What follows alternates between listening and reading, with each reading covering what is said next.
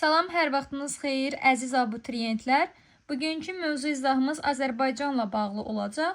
Bildiyimiz kimi, Paleogen və Neogen dövrün süxurları 3-cü dövr adlandırılır və Talış dağlarında da 3-cü dövrün maqmatik süxurları geniş yayılıb. Əgər belə bir ifadə qarşınıza çıxarsa, doğru götürərsiniz. Lənkəran ovalığı Kür Daraçı çökəklik tektonik zonasına daxildir. Talış dağları isə Kiçik Qafqaz tektonik qalxmasına daxil olan ərazidir. Lənkəran ovalığı çayların gətirdiyi alüvyal çöküntülər əsasında, bir də dalğaların dağıcı fəaliyyəti nəticəsində, yəni abraziya nəticəsində yaranıb. Bildiyimiz kimi Lənkəran ovalığında isə 4-cü dövr süxurları, yəni antropogen dövrün süxurları geniş yayılıb. Və bu ərazimiz bilirik ki, Lənkəran Astara iqtisadi rayonuna, Talış və Lənkəran fiziki coğrafi rayonuna bölünür. Burada iqlimləri haqqında danışa bilərik ki, yayı quraq keçən mülayim isti iqlim Lənkəran ovalığında, bir də Talış dağlarının orta və qismən də yüksək dağlıqlarında var. Yağıntılara bərabər paylanan mülayim isti iqlim isə Lənkəran ovalığı ilə Talış dağlarının ətəklərindədir. Yayı və qışı quraq keçən soyuq iqlim isə bilirik ki, Lerik rayonunda talalar formasında rast gəlinir. Qışı soyuq keçən yarımsəhra quru çöl iqlimi isə yardımlı rayonu ərazisində deyəcək ki, yardımlı rayon ərazisində talalar şəklində rast gəlinir.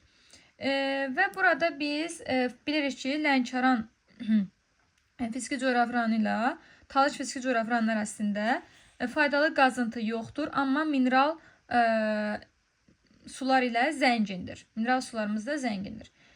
Gəlin baxaq, burada donuz ütən var, daha sonra meşə su var, qotur su var, isti su, ərkivan, sonra aşağı körpü, daha sonra gediləcək ki, Astarada yanar bulaq var.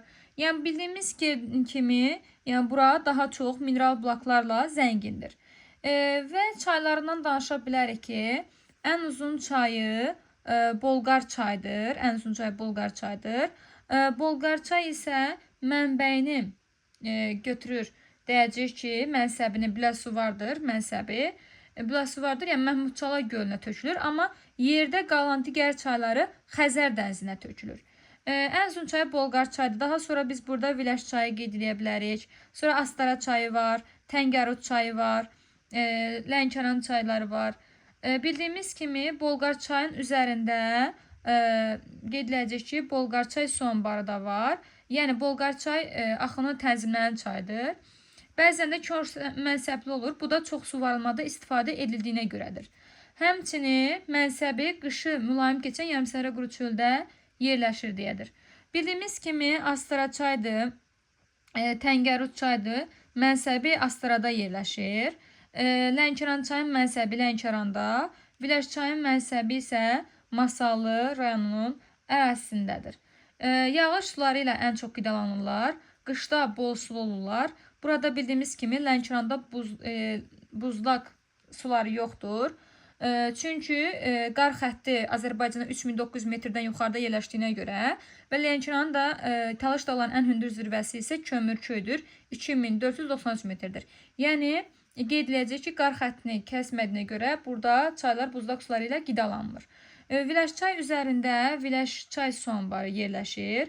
Bolqar çay üzərində qeyd etdiyimiz kimi Bolqar çay su anbarıdır, Masallı ərazisindədir, Viləş çayı Masaldadır. Cəlilabadda isə Göytəpə çayı üzərində Göytəpə su anbarı yerləşir.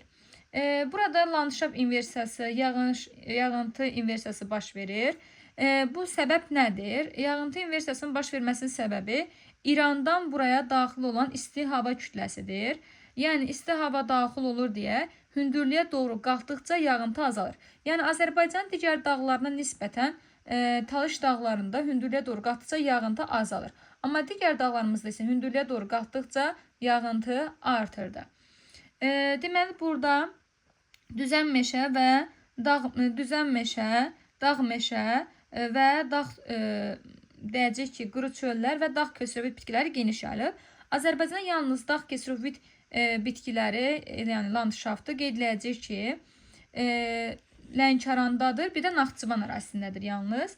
Daha sonra biz deyə bilərik ki, burada düzən meşə Lənkəran ovalığında, daha sonra Samur Dəvətçidə, yəni Şollar düzündə. Bundan sonra biz qeyd edəcəyik ki, Qanıq Əriçayda, və Küraraz ovalığında, yəni Tuğay meşələri boyunca düzən meşə landşaftı geniş gəlir. Fiziki rayon olaraq qeyd etsək, Samur Dəvətçi fiziki coğrafi rayonu, Lənkəran fiziki coğrafi rayonu, Qanıq Əriçay fiziki coğrafi rayonu və Lənkəran ətrafı Tuğay meşələri qeyd edəcəyik. Deməli, burada düzən meşə intrazonal landşaftı adlandırılır. Yəni, bir ərazi üçün səciyyəvi olmayan landşafta deyilir. Yəni, şirinli suların yer səthinə keçməsi nəticəsində yaranır. Lənkəran Astara iqtisadi rayonunun tərkibində bildiyimiz kimi Cəlilabad, Lerik, Yardımlı, Lənkəran, Astara, Masallı rayonları var və Lənkəranda Respublika təbəəli şəhərimiz var. Lənkəran şəhərdir.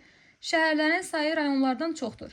Yəni, burada iki mərkəzli rayonumuz var ki, Lənkəranla Cəlilabaddır. Cəlilabadda iki mərkəz var, Cəlilabad və Göytəpə. Lənkəranda isə iki mərkəzimiz var ki, Lənkəran və Liman. Bundan sonra burada deyəcək ki, 1600 mm-dən çox yağıntı düşür. Ən rütubətli ərazimizdir. Buludluq çoxdur.